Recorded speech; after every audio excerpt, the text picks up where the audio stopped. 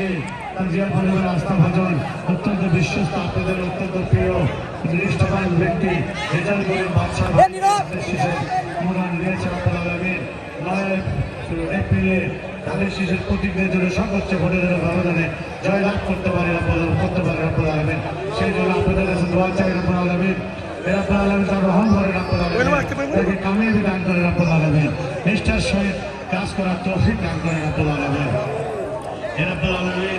আজকে প্রধানমন্ত্রী মাত্র কয়েকদিনের সরকার 15-20 দিনের মধ্যে আপনারা তিনি ওয়াদা করেছিলেন ফ্যামিলি কার্ড দেবে, অলরেডি ফ্যামিলি কার্ড দেওয়া শুরু হয়ে গেছে আপনারা।